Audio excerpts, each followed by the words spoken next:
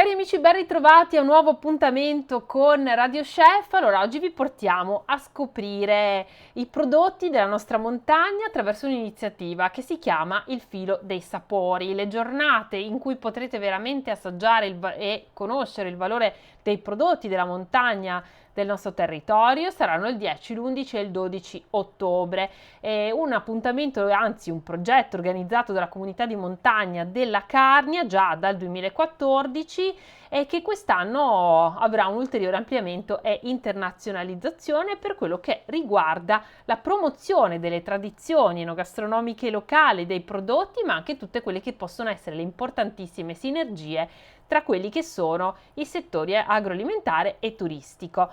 È una edizione, quella del 2025, che avrà lo scopo di promuovere un turismo slow ma anche sostenibile, far conoscere e comunicare la ricchezza e l'autenticità di questo territorio, il ruolo anche degli agricoltori locali e delle loro pratiche sostenibili per il paesaggio e le tradizioni.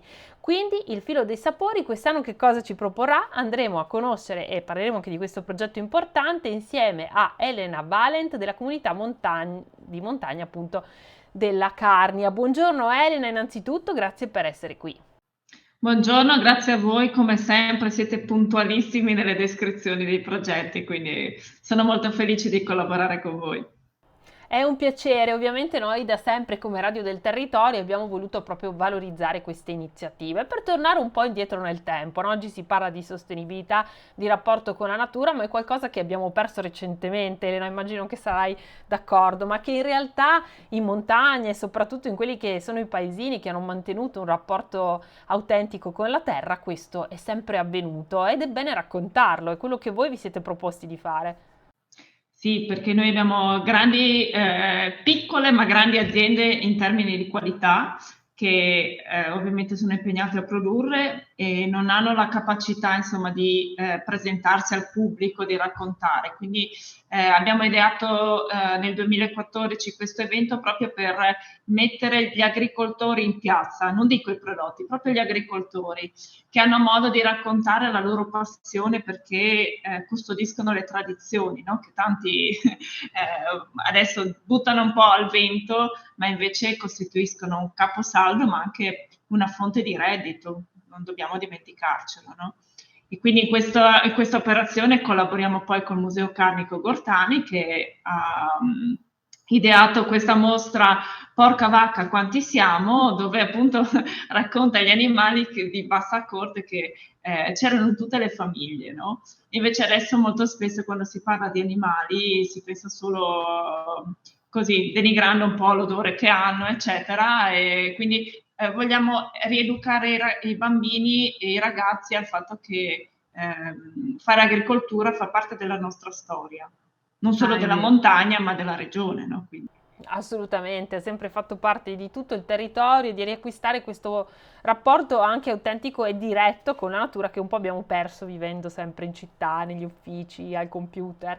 Ma allora questi 3 giorni come avete deciso di organizzarli? Quali saranno gli appuntamenti di tutti i tipi? Perché verranno approfonditi le tematiche di cui abbiamo parlato e per i quali è nato questo progetto, ma ci sarà anche il momento per gustare. Ecco, si partirà proprio il 10 di ottobre, dove in realtà non saranno aperte le vie, ma ci sarà la pericena per Gatto Gusto Carnia, quindi con alcuni chef della carne, insieme a Lisis Paschini, Linusso, indirizzo enogastronomico, e si chiama Palazzi in Festa, perché ovviamente siamo ospiti di Tolmezzo in queste giornate, quindi è bello anche raccontare le storie dei palazzi, no? Partendo da Palazzo Frisacco dove c'è la mostra di tanti volti, per poi andare all'Albergo Roma che è la sede storica dove è stato inventato il tiramisù da Norma Pielli e per concludere al Museo Carnico Gortani con un po' di musica di pianoforte, insomma, e durante questi passaggi, questo diciamo così apericena itinerante andremo a degustare i prodotti della Carnia confezionati insomma dai nostri chef e dei ragazzi.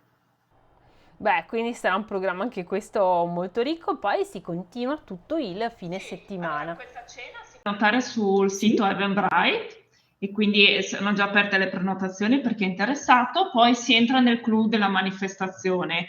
Allora, a noi piace chiamarla kermesse perché non è una sagra, e l'idea è quella di dare contenuti.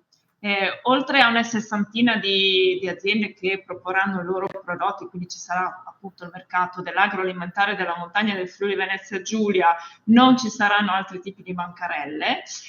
Abbiamo ideato delle vie tematiche. La via della biodiversità, dove ci sono enti e associazioni che lavorano per la tutela della biodiversità a 360 gradi, no? Quindi si parla dai pesci che abbiamo nei nostri fiumi, ai volatili, all'attività dei parchi, insomma, cerchiamo di dare visibilità agli enti che come noi operano e molto spesso sono dietro le quinte, nessuno sa cosa effettivamente fanno, no? Quindi vengono proposti dei laboratori molto divertenti.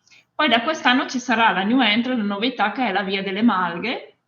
Questa è stata realizzata in cooperazione con la cooperativa dei malghesi della carne Valcanale.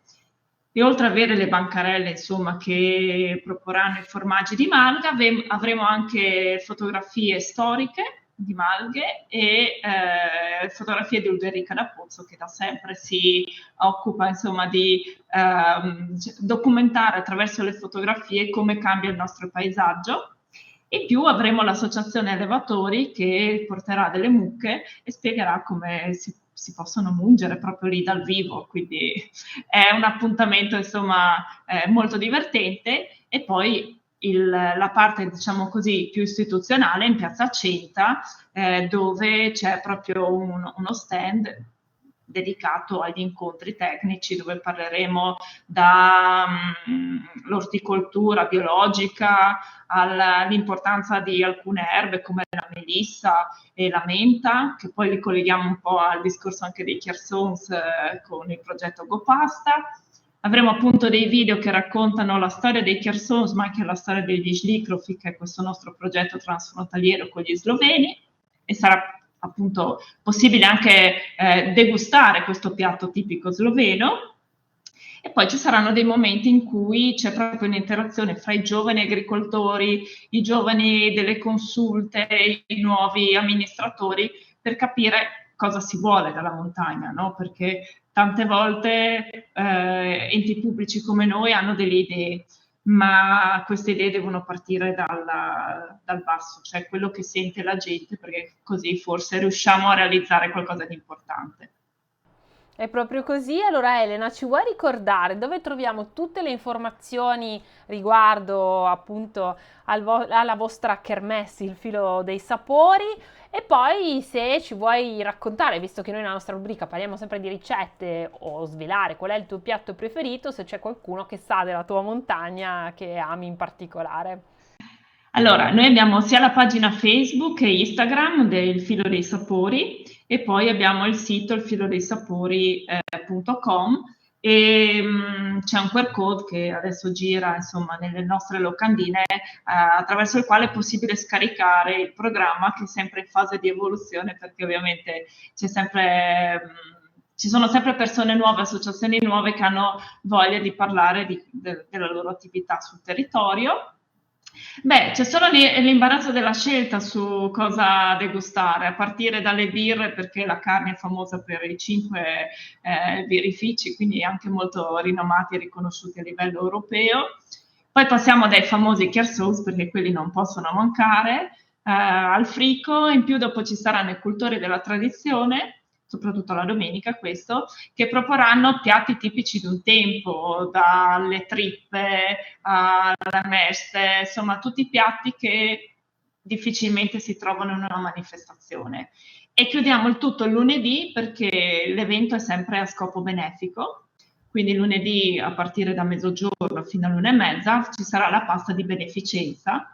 L'anno scorso è stato donato all'Associazione Luca, e quest'anno ugualmente andremo a donare il ricavato a un'associazione del territorio che ha la necessità, insomma, che dà un supporto alle persone con varie problematiche. Bello, insomma, non manca neanche questo aspetto bellissimo che alla fine è quello che fa parte anche della genuinità dei nostri territori, quello di darsi una mano l'uno con l'altro. Io Elena ti ringrazio davvero, ricordo che comunque troverete questa puntata anche sui nostri social dove metteremo anche il tag della pagina del Filo dei Sapori.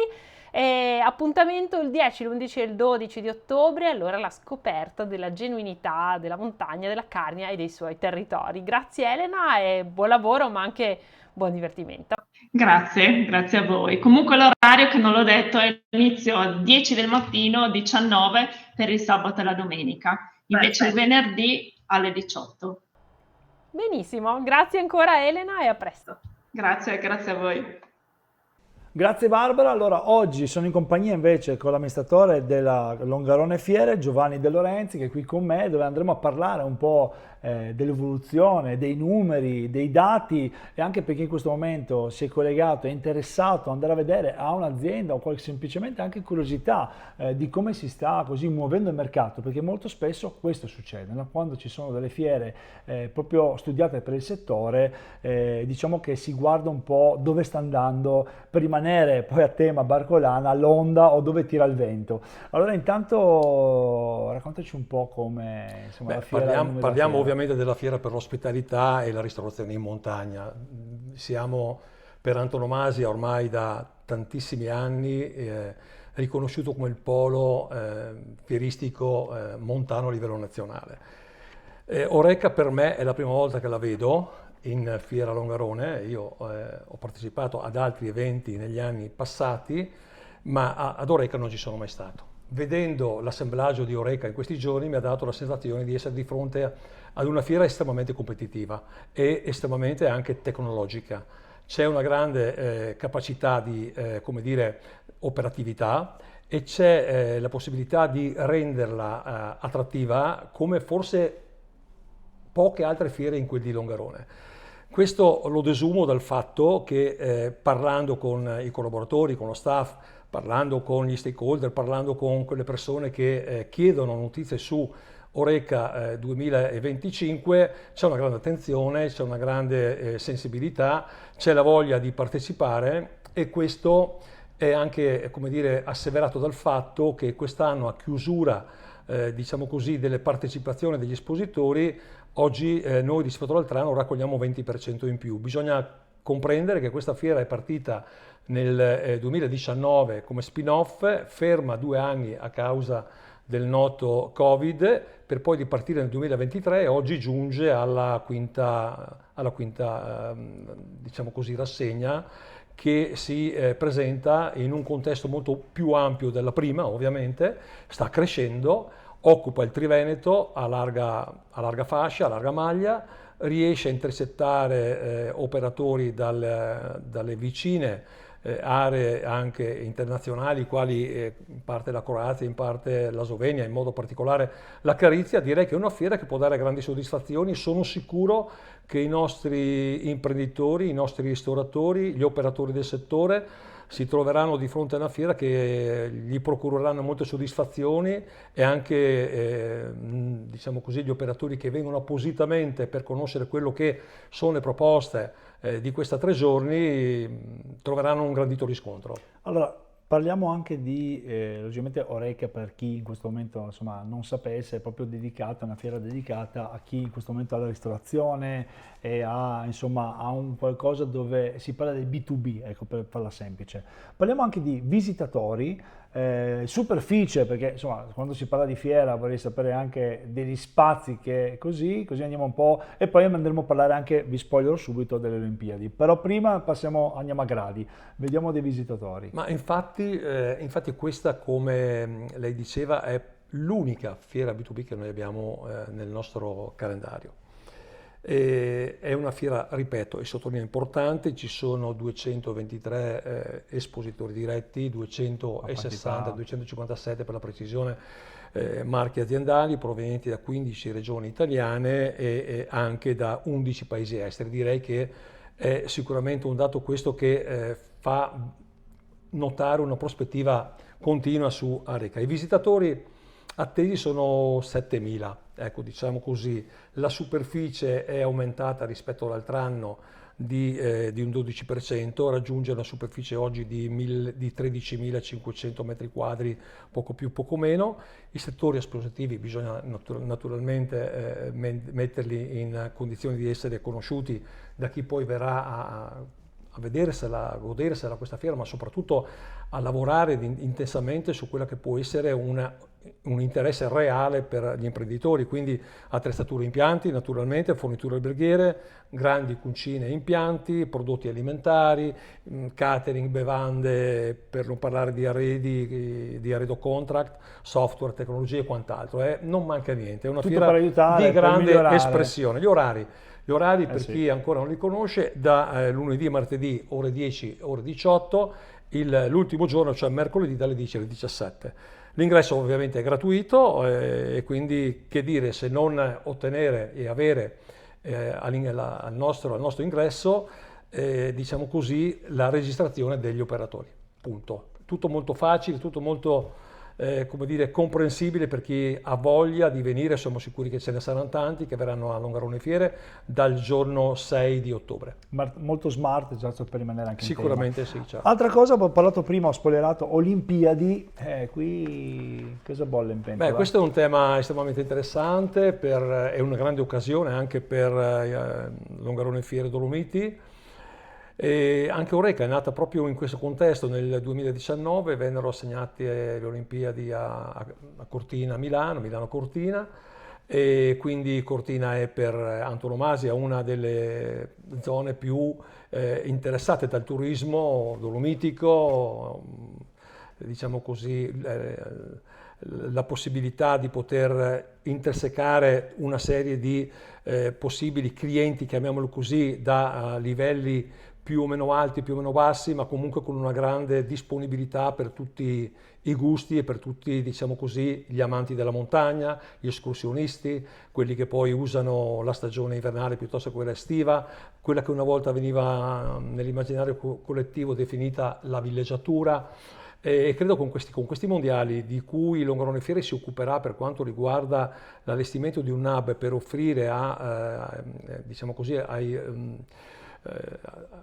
fans, diciamo così, dello sci, sì, chiamiamoli le persone che amano lo sci e che verranno a Cortina da gennaio, in modo particolare da fine gennaio fino alla chiusura con le Paralimpiadi. Si tratta di milioni di visitatori. Questa è una grande occasione per seminare, per dare alle nostre montagne un futuro di grande interesse, di grande crescita, diciamo così, economica. Beh, mi piace perché poi, bene o male, molto spesso, anche per chi è del settore, insomma, farsi una gita a Longarone per andare a vedere una fiera dove ti può portare, dato che ci sono anche molte aziende, è un modo anche di confrontarsi, specialmente qua si parla proprio del discorso di azienda, no? Non di privato, ma di azienda che vuole vedere l'altro come lavora, le cucine come sono, le tecnologie come vanno avanti, perché oggi, come bene o male, si cerca sempre di portare, di cercare in qualche modo di fare meno fatica, meno lavoro e di alleggerire quello che sta facendo per non perdere il proprio tempo. Tanto che dire, io invito, quindi dal 6 partiamo, il giorno 6 si parte. Sì. Abbiamo detto l'orario dalla mattina dalle 10 alle 18, giusto? Esattamente. Dalle 10 alle 18, non potete mancare. C'è un'altra così chicca che ci vuole lasciare? Ma no, cosa dire se non il fatto che è giusto e doveroso rilevare che in questa speciale, diciamo così, in questo speciale evento emergano i fattori più intriganti del nostro territorio, no? Quindi i prodotti montani, il clima,